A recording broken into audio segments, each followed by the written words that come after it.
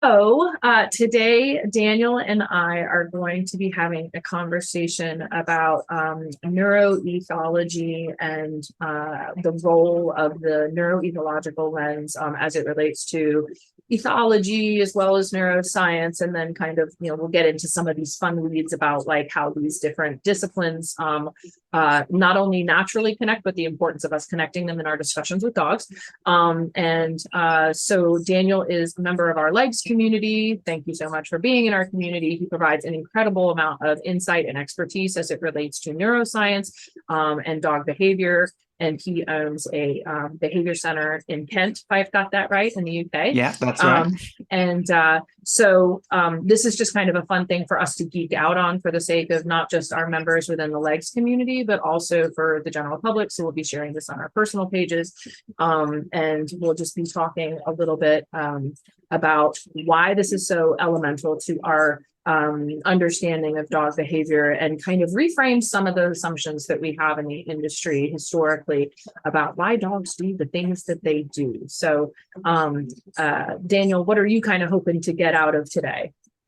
Yeah, so I mean, I think one thing that came up to me with this kind of discussion is it really gives us an opportunity to think about with some of these influence, these causes of behavior, whether we're talking about very proximate causes or ultimate causes of the behavior, what causes of behavior we really have control over and what causes of behavior our dogs have control over. Because I think when we start breaking it down into some of these different systems that influence our dog's behavior, all of those are happening within the dog's environment, within the kind of the dog you're working with and how that dog's been bred and how that dog's been brought up, any past experience that dog's had, learning history. And unfortunately, our dogs don't really have a lot of control over that. And the sort of typical domestic dog has very little control over that. So kind of the implication of that, I think, is we are ultimately shaping and have, I would say, the majority of the control over how our dog's different neurobiological systems are firing and how their kind of ethological roots are presenting in the modern environment. So I think it's a very interesting thing to look at from that point of view. Yeah, I mean, I think for me as someone who felt a little bit frustrated or maybe just dissatisfied with the strict kind of behavioral learning model exclusively as it applies to our understanding of dog behavior. For me, when I really started learning more about ethology and then neuroethology and kind of everything that's going on under the hood for dogs, as it would for other organisms and any organisms in nature, it really started like, connecting some dots and making things make sense that otherwise didn't. So, for instance, we tend to think of our dog's behavior in this kind of it's all how you raise them model that we've been kind of culturally conditioned to in recent decades, in that we think that if we are simply rewarding and punishing the right behaviors and shaping everything the way that we would like to shape the behaviors, that it will just result in the output of a dog who is exhibiting the responses that we would like. And the truth is that there's a lot more complex stuff that is going on for our dogs, for any animal, in terms of what the brain and the body is doing. And I think that provides a really important kind of context. So, for me, coming from more of that ethological lens, I'm always looking at an animal's behavior from, even though we're living in these modern conditions where it seems like it's not relevant anymore, all animals' behavior in nature has to be designed from kind of like the evolutionary structures and principles in that in nature, there's this very important budgeting of energy and behavioral output as far as the things that an animal attends to in the environment, the types of things in the environment that therefore arouse an animal to take the appropriate action towards the ultimate benefit of their survival by acquiring resources or avoiding threats, things like that, that every species out in the wild needs to understand or be able to operate from. And we kind of living in our like modern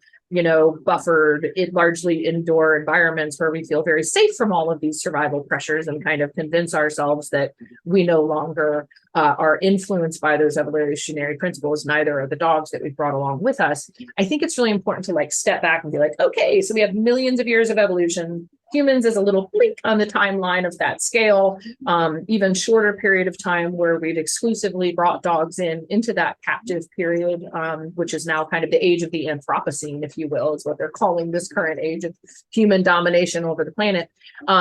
But because we kind of lack that perspective, I think we don't appreciate how much is happening and therefore kind of how that can be motivating our dogs to behave in ways that for us might seem really irrational or excessive or unnecessary. So we think, well, if I'm feeding you, why do you have to be exhibiting hunting behaviors and seeking for other resources outside, right?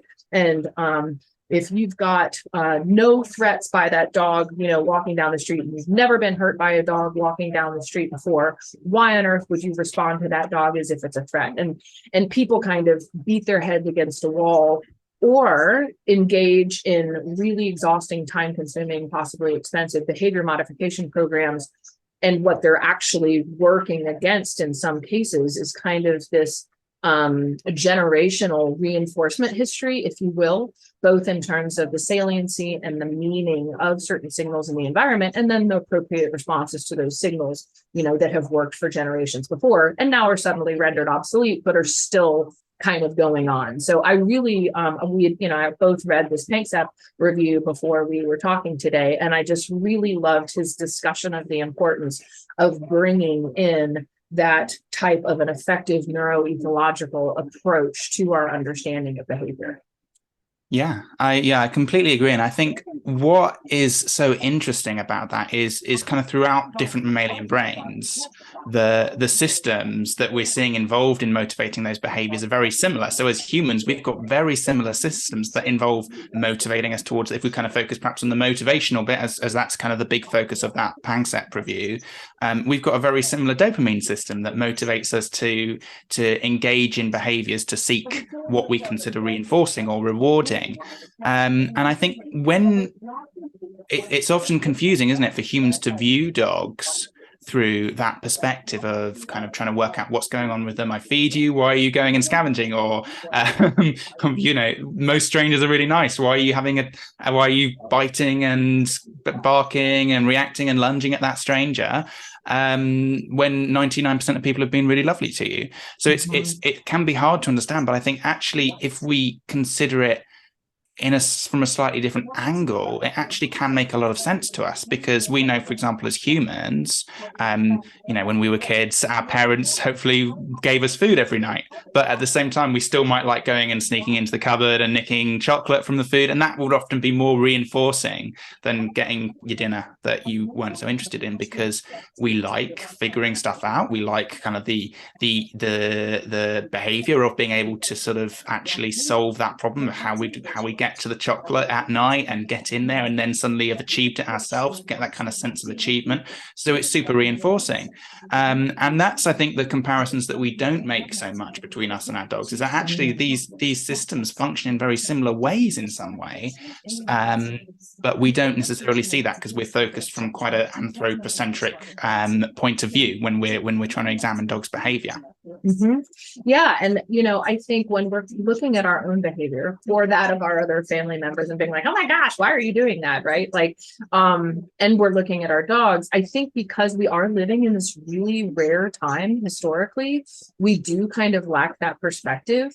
And so we might seem like really kind of confused as to, why that behavior is occurring, and not realize that all of those thousands of years for both of our respective species that have preceded this moment in time have shaped us to perceive signals in the environment and then to exhibit certain behaviors that were not only evolutionary beneficial, but even necessary historically. So like, even something like what you described, right? With like the need to like kind of strategize, how can I go and get this chocolate out of the cupboard, right? It's not even just about the chocolate. And as you're saying, it's about the experience of needing to strategize in order to acquire resources in a world where now we can just really like walk into a convenience store and just buy something or grocery store, or, you know, order food from a restaurant or like whatever we'd like. Everything's still at our fingertips.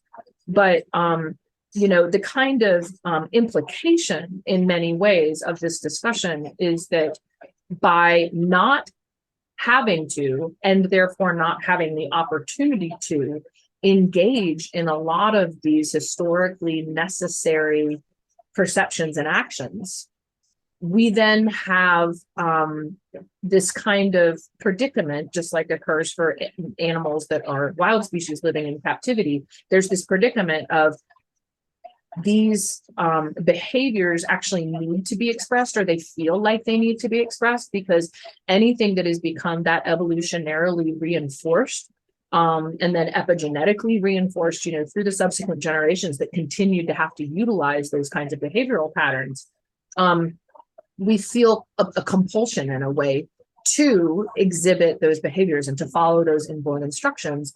And there's a certain kind of cognitive dysfunction, a kind of cognitive dissonance and behavioral dysfunction that can occur for us and for our dogs when those things are atrophied, you know, when there's no place for them to go. And so for me, from this applied ethology perspective, seeing our dogs as captive animals in the 21st century, I then get very concerned about our species and them being the canary in the coal mine in many ways for us, of this kind of pet reality, which, you know, human comparison of is this kind of like cush first world set of problems, right? That so many of us have these days.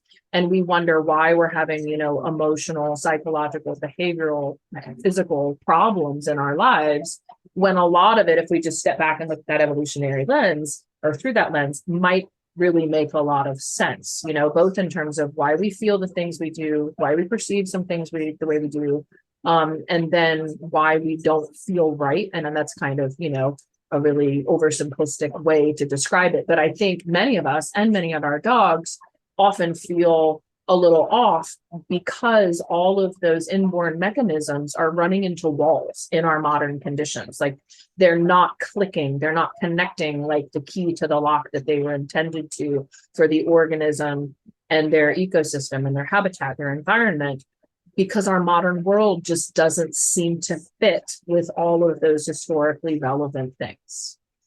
Yeah, and I think, you know, the thing that we're talking about here, right, is primarily when we're thinking about those seeking behaviors is that dopamine system, the dopaminergic system that activates that wanting behavior, and helps the animal learn about how to get the things you want as well.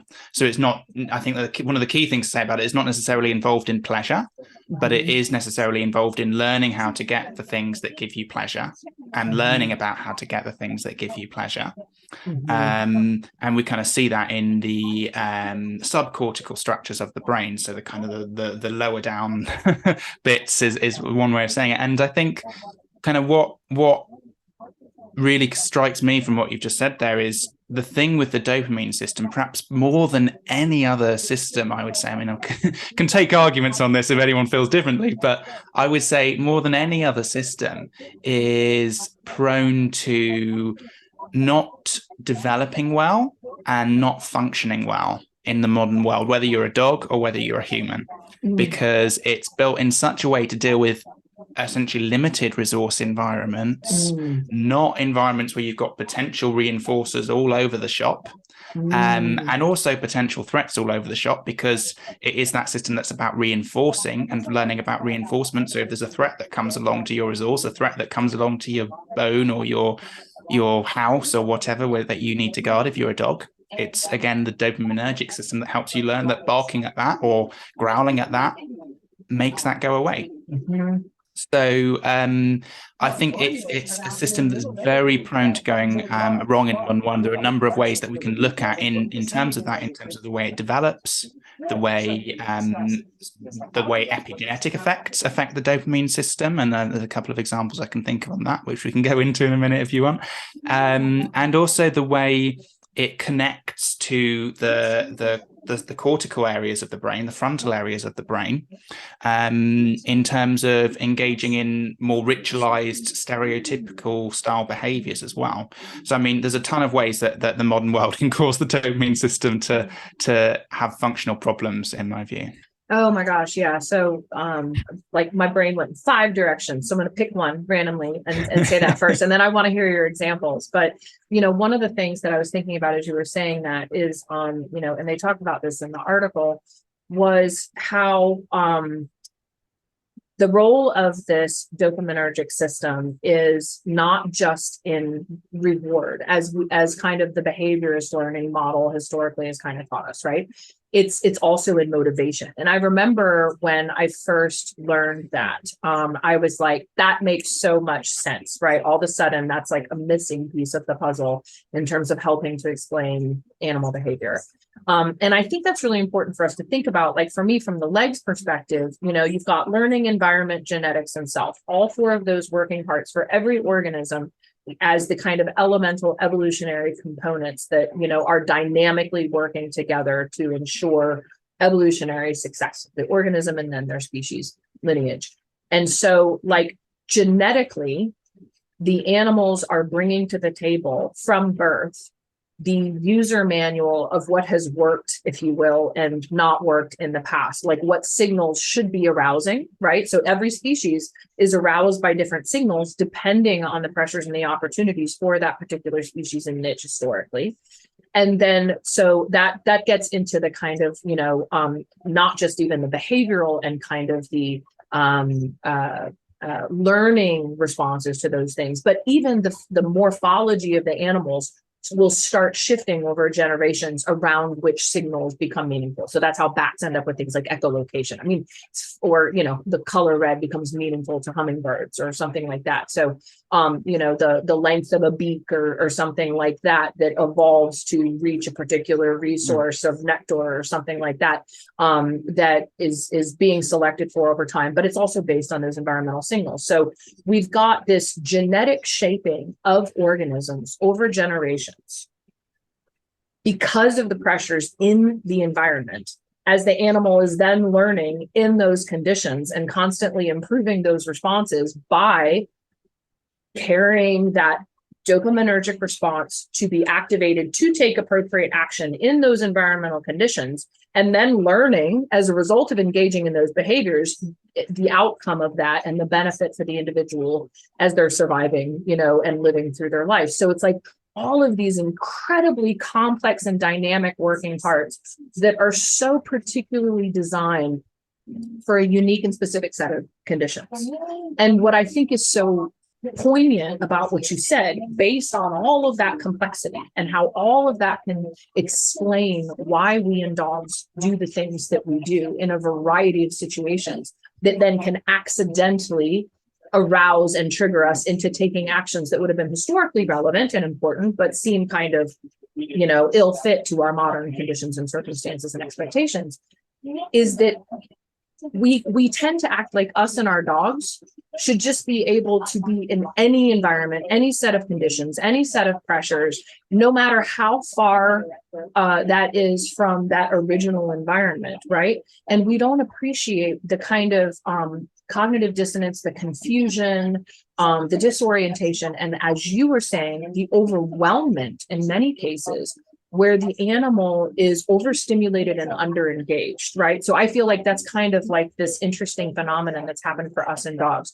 We're so overstimulated by things that are arousing and stimulate us, whether, oh, that's an opportunity or, oh, that's a threat, all of these various signals in our environment. And yet we're not really supposed to engage in those necessary relevant behaviors, particularly when it comes to threats. We consider that bad. So we might, qualify a lot of the dog's behaviors that we're seeing as, oh, you're excessively reacting to that as a threat, when that makes a lot of sense, particularly given the volume of kind of arousal and stimuli that their brain is trying to process, that it was never designed to process that scope of. And the same thing with potential opportunities in the environment, which we even artificially selected them for various reasons historically to be aroused by those things and to take specific evolutionary behavioral actions that they were able to exhibit that helped us humans to play certain roles, whether that was to be acquiring a particular resource, so in the seeking and the foraging, the hunting of those resources, or protecting us and our resources against other threats in the environment. And then the world changed. And so all of that seems kind of obsolete, or again, just like we've got all this friction because those things aren't fitting together. But yeah, I mean, it's just with all that complexity going on, to reduce it to just train the dog through reinforcers and punishers to not exhibit the behaviors you don't like and to exhibit the behaviors that you do like. And the same thing with our expectations of ourselves or our children seems really reductionist all of a sudden, right? And very oversimplified. Yeah, definitely. And because we don't know how sensitive their learning system is to the reinforcers and the punishers that we're using as well, because we don't know kind of what developmental environment where they're coming from, and we do know quite a lot about the genetic environment that they're coming from, but we don't always account for that. And that's the thing, isn't it, with the that kind of learning dopamine system, is it can be coded for by your genetics. We know that between even breeds of dogs, we see differences in the dopaminergic system within breeds, and I think collies are an example of, again, it's not really known what the outcome of this is in collies and what it's specifically doing, but we know the dopaminergic system develops differently in collies, and then also the developmental experience of the animal can also shape that system. So the developmental system can shape how sensitive the dopaminergic system is responding to potential reinforcer related cues. I mean, one example is I think they've done quite a few studies on primates and cocaine, and cocaine is a drug that specifically targets the dopamine system, so that's why it's very reinforcing and very addictive to some people. And if you give that to primates very early, these are old studies, fortunately I don't think allowed today. If you give that to primates, it causes their dopamine system and their striatum, where a lot of the inputs to the dopamine system sit, to develop differently. And cocaine's an extreme example because it massively targets the dopamine system. But at the same time, we can still think when we are putting lots of very high value reinforcers or not putting any high value reinforcers in the environment, we can see how that would shape an animal's dopamine system differently. That's kind of the idea of a lot of epigenetics, is it the environment can change the way our genes express and change the way that system or region of the brain develops. Yeah, absolutely. And, that's why like that individual piece of the puzzle, is constantly then informing the subsequent generations, and we could get into, we probably shouldn't go down this rabbit hole, but just to kind of like tease the audience with like another kind of level of ripples of that, think about the implications of the fact that we don't have natural selection going on with the dog population anymore, largely, at least in first world, kind of developed nations where dogs are not still free roaming as they still are in the majority of the world geographically. We are controlling the gene pool so heavily through spay, neuter, and artificial selection that what's happening there is that what genetic information is getting passed on epigenetically is becoming something that isn't necessarily ultimately serving of those animals in terms of their adaptability to our modern conditions, right? Because we're just kind of shaping it according to what we want, but that may or may not be beneficial for the animals. And so like, if an animal was highly activated during especially something like their critical period of development, but really at any point through their life, and then they pass that genetic information on to their offspring, and all of those potential changes, kind of the damper, if you will, that you're kind of like making things louder or making them smaller, or in some cases leaving big markers and shutting things off entirely or turning them on entirely. There's a lot that's happening through our kind of general common pet practices which is way bigger than we're appreciating when we're just breeding a litter of puppies, or deciding whether or not to spay or neuter a dog. But tell me about the examples you were thinking about a minute ago. I'm really Ooh. curious. What was I talking about? Do you remember? No, I remember that. The whole conversation of what we're talking about, but no, I don't remember specifically. Are they gone? I'm not sure. I'm not sure if they've got. Oh, so do you know what it might have been? So one thing I was that did occur to me on the dopamine system as well is we talked a lot here about dopamine in reinforcement and learning and activating the animal to seek reinforcers, but that's actually a very small percentage of dopamine function as well. So the majority, and I think it's something like maybe about 80%, but I would recommend double checking the numbers if you're interested in that. But the vast majority of dopamine functioning in the brain is involved in motor control. And so that's kind of the key function actually. When if you speak to a dopamine expert, when they think about dopamine, they'll be thinking about motor function rather than reward learning or reinforcement learning. And I think that's super interesting to think about in terms of the connection between reinforcement and movement, because for the majority of reinforcers that an animal is having to search for, whether it's making something go away that's reinforcing or seeking something that is reinforcing to them in their environment, movement is involved.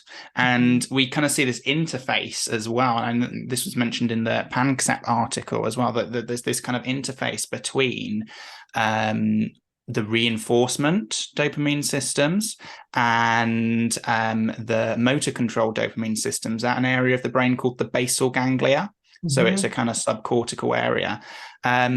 So I think that's a particularly important one to think about when we're thinking about animals in a captive environment and animals within environmentally limited or an environmentally I suppose what's the word I'm after, not kind of meeting all an environment that doesn't meet their needs, because that's where we start seeing that's an area of the dopamine system we see a particular dysfunction in as a result of a lack of environmental stimulation. And that's, I think, the examples I was thinking of actually, because there's a couple of examples of how that system can be affected by being in an inappropriate environment that you haven't essentially evolved for, that aren't a fit for your kind of your legs, right? Of your learning, your environment, your genetics and self.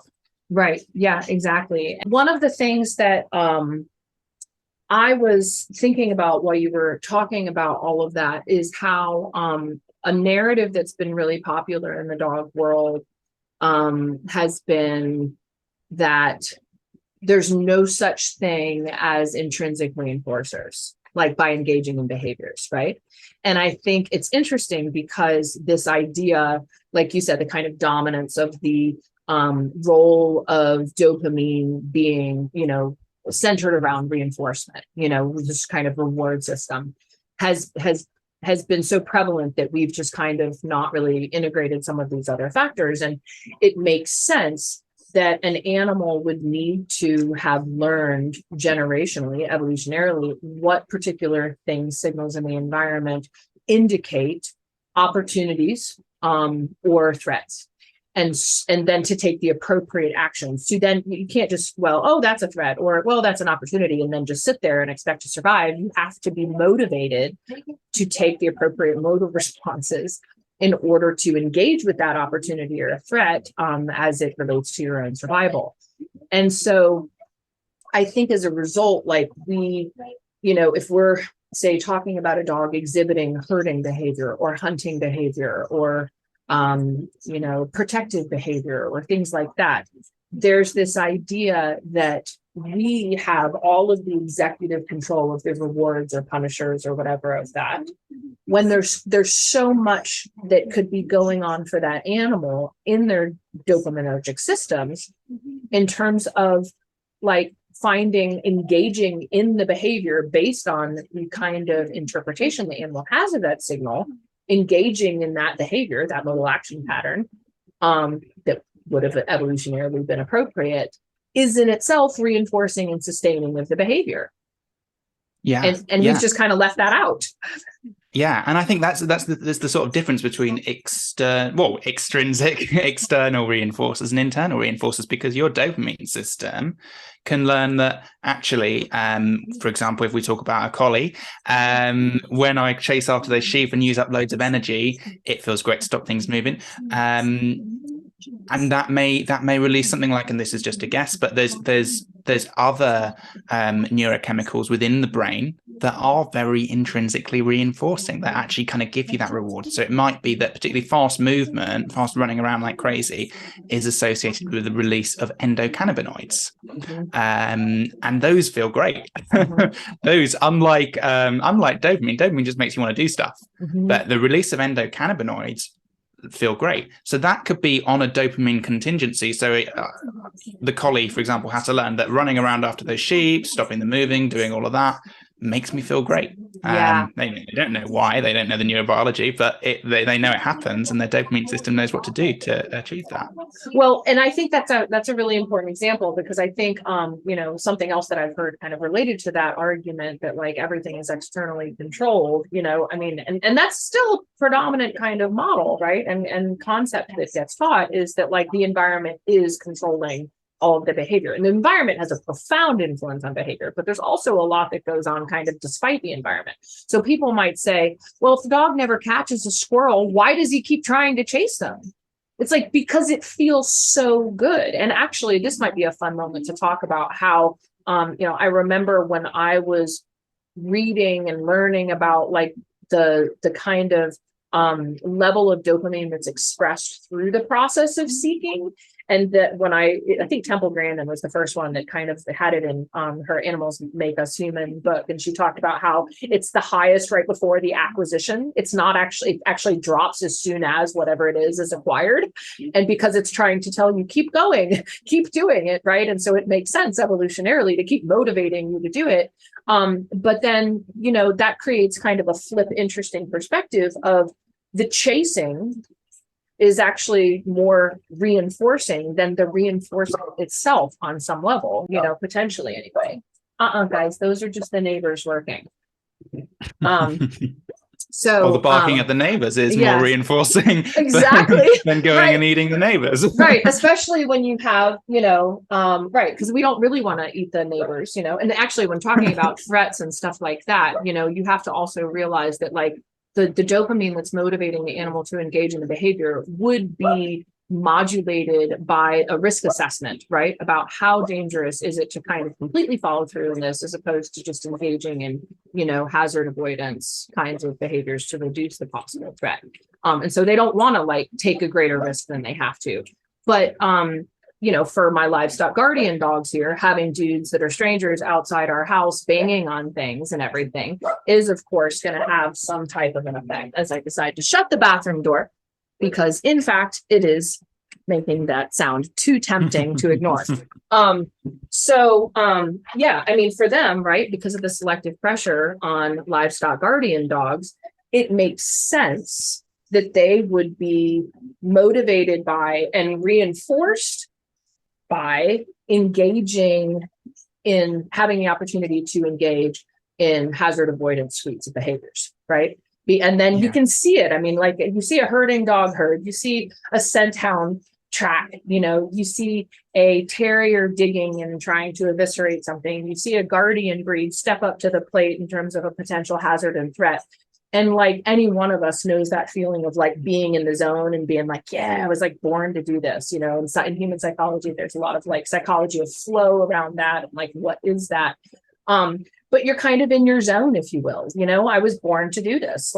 And I think that's the part that then has implications for welfare of animals that are in captivity or generally just don't have access to engage in the behaviors that either nature or humans selected them for, because then there's the sense of that atrophy of signaling and behavioral responses, right? Like, so we have this kind of like overstimulated, underengaged, so that those behaviors really never have an opportunity to play through. And then the animal is missing out on those, what would be evolutionary kind of intrinsic experiences, right? Those necessary behaviors for survival. And you know, it's kind of what, like, unemployment sounds really fun in terms of like, yeah, if all my bills were paid and all my needs were met, I could just sit around and watch TV and do nothing all the time. But like, for anyone who's ever been in a position where you don't have to do anything for any period of time, like, there's a certain point where you start feeling kind of crazy, right? You start feeling like, what am I doing? Like, I need to do something, because evolutionarily, it just doesn't make sense to do nothing. And if we think about most of the lives of our pet dogs and the expectations of most families based on the kinds of cultural concepts that we have out there about like how pet dogs should be, we are essentially kind of trying to stifle all of those things. And then the dog training community, unfortunately, has really poured gasoline on that fire by, you know, saying not only is it fair to have that expectation that your dog really does very little at all unless you tell him to do it, but I'm the guy to help you do it and I can do it faster than that person over there. You know, like, all of that narrative is really unhelpful when it comes to serving the ultimate interests, you know, of our dogs and helping them with their behavior problems. Yeah, I think it's such it's just such an important point, because it's such a big problem, isn't it? That there are these cultural expectations on dogs, and the more we try to say that, and I'm not saying it's entirely the dog training community, but the more people that work with dogs try to say that this is fixable, we can stop your dog doing this, this, and this, the more we're kind of feeding into that. And yeah, that to my mind, I think there's two ways that can kind of just break a little bit or harm the function of the dopamine system. Because firstly, you kind of get this inflation of rewards, don't you? That suddenly stuff isn't worth very much anymore. Suddenly that earning that one little treat or earning that whatever isn't worth very much anymore. It's like if you win the lottery, winning £10 on the scratch card isn't worth much to you anymore. It doesn't feel so good. Whereas to me, if I win £10 on the scratch card, it's good fun. Or $10 if you're in the US. So you get that kind of inflation. You can see that in the dopamine system, because it just stops responding as strong. That's kind of what we get when what we were talking about a few weeks ago now with the stuff on prediction errors. Yeah. And the second thing it does is at that kind of point in the basal ganglia where you've got that motor reward integration, is there are a few loops from the basal ganglia that come and connect with the frontal bit of the brain. So from kind of back here to up here. And one is kind of a sensory motor loop. So learning about, not so much learning, but controlling and activating sensory motor behaviors. And also then the frontal cortex is involved in stopping and inhibiting those behaviors.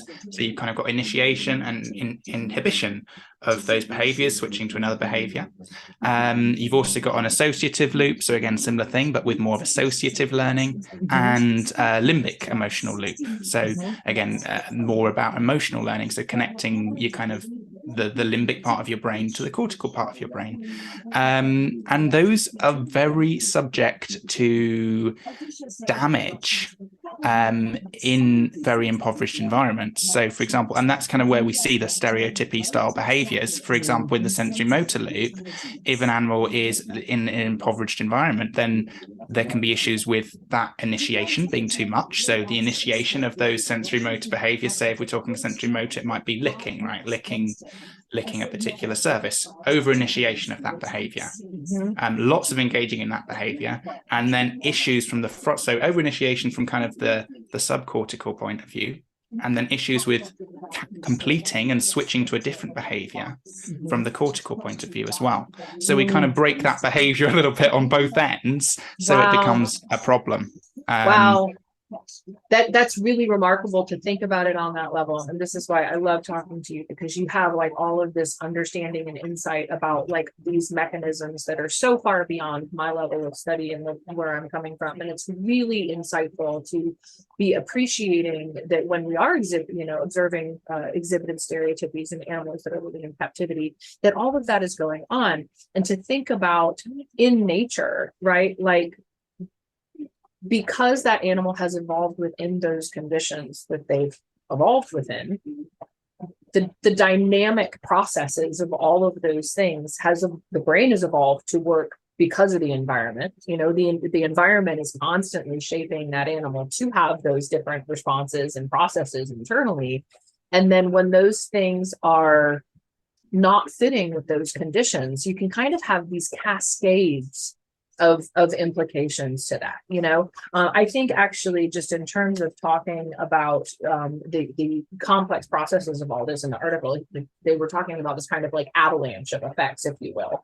And I think it's fascinating and also highly disturbing to realize that all of that is going on for an animal when they're exhibiting those kinds of stereotypical behaviors. And then, for me as a practitioner, and I would love to just kind of hear a little bit about your personal experience working in your behavior center with your clients and like where you see this show up, kind of, maybe we can talk about some practical examples, but like, for an animal that has developed truly clinical, like OCD, CCD, stereotypical behavior, how they can kind of get stuck, like addicted to the behavior, if you will.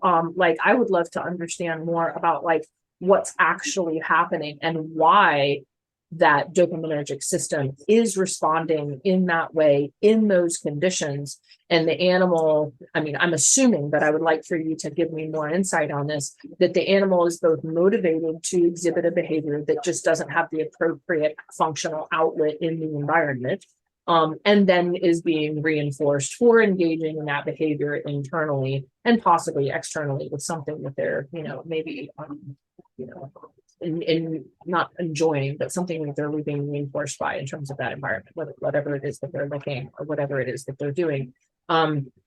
But the level of documented stereotypical behavior, particularly in those highly deprived environments, has been so well documented across species. And we're seeing more and more of those kinds of behaviors being exhibited in the pet dog population, I think because our environments are getting so increasingly deprived. So help us kind of understand a little more about that, and maybe like some examples from your own cases and things where you've seen something like that happen. Yeah, so I mean, collies are always the example that comes to mind. I always use kind of collie examples because I used to have a collie with stereotypical behaviors. But I think one of the issues with stereotypical behaviors is kind of how we classify them, because I think and this is anecdotal from what I've seen, but I think some animals engage in that, like having a great time engaging in those stereotypies, right? But then some animals are engaging in those and they're finding that quite distressing. Do you mean animals in captivity or animals in nature? Animals in captivity, sorry. Okay. So yeah, some dogs specifically. I have not yet to see any animals in nature engaging in them. I think that's the right. That's the little ding. Like yeah. I think the first thing is kind of thinking about how that develops, and often it develops as a result of seeking to express a particular behavior that they can't express due to the environment not meeting their needs. So if we're talking about a collie, as I've seen quite a lot of collies with light and shadow chasing issues, they like chasing stuff. They like particularly stopping movement. It's about really stopping that movement for them, isn't it? So when you try and stop a shadow moving, what generally happens is it moves, which is just the worst. If you're trying to do something and it stops and it just moves, and you try and stop it again, it's moved, because by moving you move the shadow, right? And that creates a prediction error. Yeah. So then then it's just so frustrating for your dopamine system. I think in those cases we're seeing potentially quite a distressing experience for some dogs, and I think that's where we also might link that to issues with the frontal cortical or those kind of cortical striatal loops from the emotional dopamine seeking system to the frontal area, of it just starting to kind of break down that kind of neural function of not working properly. It's just the animal loses kind of the ability to stop it, because it's become kind of so reinforced by that kind of emotional dopaminergic system.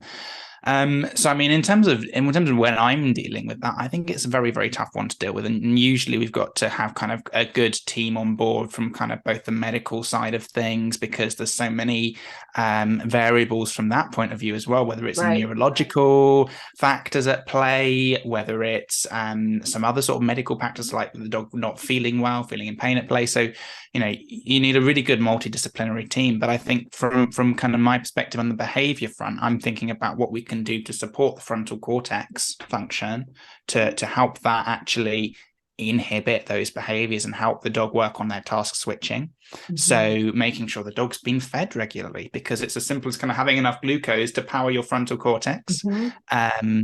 Making sure we're engaging in activities that practice some of those very important executive function skills like task switching. Mm-hmm. Task switching, I think, is really important. Changing your attentional focus, Mm-hmm. disengaging your attention. So thinking of Mm-hmm. games that do things like that are really good. Whether it's kind of switching from, do games like I have some games where I print off like pieces of paper with different shapes on, and we just teach the dog to look at the triangle, now look at the other thing, now look at the triangle, now look at the other thing, and we can up the complexity of that. But task switching is really important. Mm-hmm. For being able to actually help a dog disengage with those things. Yeah, I call that with my clients installing some filters, like that we have to kind of in different places, like just teach frustration tolerance and, emotional regulation and the ability, like you said, to switch tasks and pivot, and like what are a variety of different ways we can do that. Your example of the collie, which the collies are always the poster child, aren't they? Like for so many things in the 21st century where we've gone wrong with pets. But first of all, we kind of designed a dopamine junkie. There's certain breeds of dogs where we kind of artificially selected a dopamine junkie and a workaholic because that was something we really needed. And so, like, if you talk about the economy of behavior, things like terriers and border collies kind of break the evolutionary rules of like economy of behavior because I think we've created the dopamine junkies. So their bodies and minds have been able to support that with the right outlet of expression for those behaviors.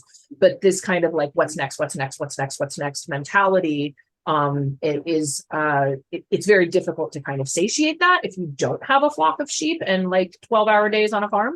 And so like your example that you're giving there really is a wonderful one for us talking about that phenomenon of being overstimulated and underengaged. So like you're talking about the light and shadow chasing, right? So like that could happen throughout the day in an indoor environment. But then, dear God, those poor clients and the dogs when they go out for the walk. And you happen to live in an urban environment and you've got joggers and bicycles and vehicles and other dogs, and none of them stop when you go to chase them and bark at them to try to control their movement, which is what you've been selected to do. And it doesn't work. And just like what an infuriating, exhausting exercise and frustration and insanity that must be for those animals. And then again, here we are coming at it with like our dog training techniques, only. And it's not that we should do nothing. I'm not saying that, but there's bigger implications for those dogs in our modern conditions than just, well, how are we going to train them? It begs an ethical question of, is it right for us to continue to select for breed dogs, preserve breeds of dogs that do not have, increasingly do not have those affordances provided for them in their, environments. Like, so if the average pet home does not afford a collie the opportunity to be a collie in a behavioral healthy way, should we be creating collies? I mean, those are the types of questions I think we need to ask ourselves going into, the future here as our environments and our world continues to change so much. And we're bringing our dogs along for that ride as captive animals, is what are some of the implications of this stuff? Because we can provide some relief through, as you say, things like medication, right? So some serotonin reuptake inhibitors can prevent some of those like cyclical processes from just, taking the dog off the rails. We can provide, as you say, opportunities for improving those filters, installing those filters, creating better ability to modulate one's behavior. But what many of us find is there's an incredible resistance.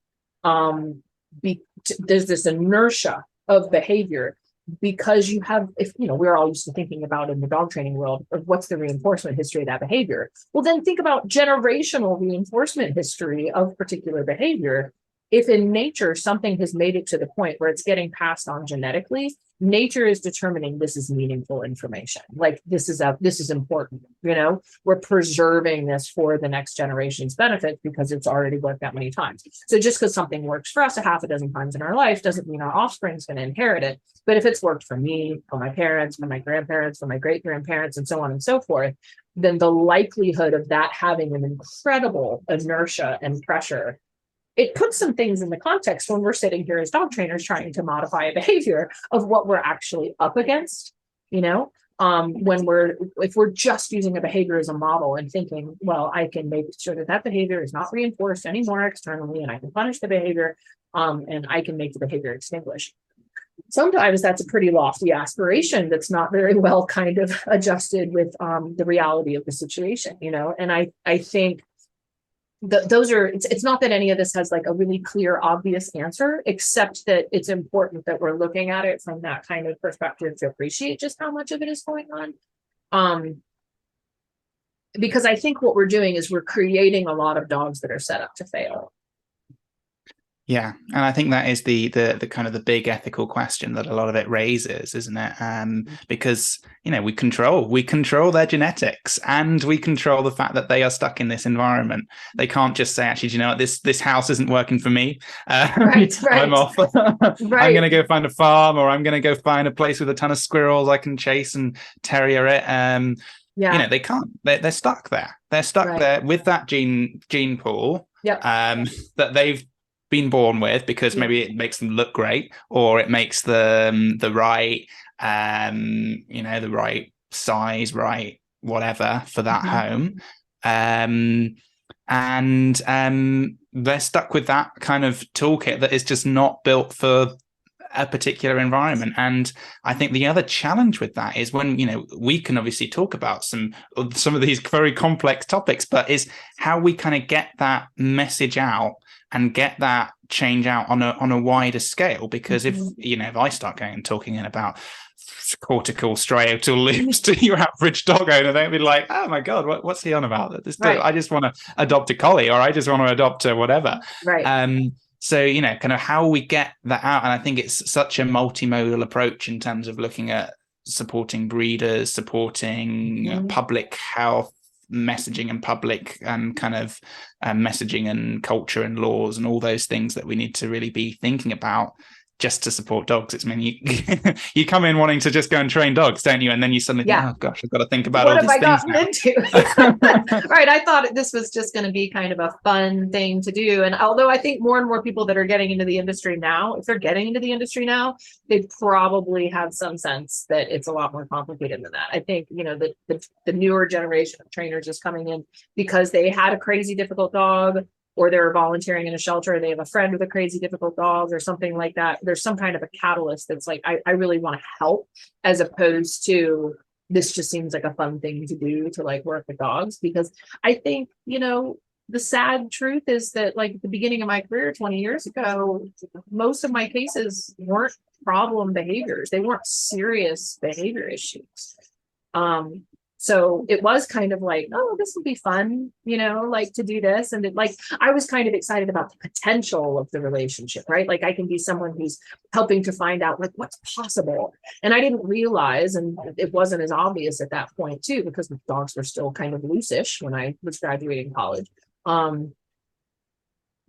how quickly we would be in a position where we have serious problems, like serious issues. I was working on a project yesterday and doing some research about like globally, particularly in developed nations, like the incredible rise of dog bites in the last 5 years. And some people are kind of attributing it just to COVID, but there's a lot of discussion about how it's so beyond just COVID, right? And COVID kind of poured salt in the wounds in many ways, because it took that otherwise really restricted environment and made it even more restricted, especially during critical points of development for a whole generation of puppies.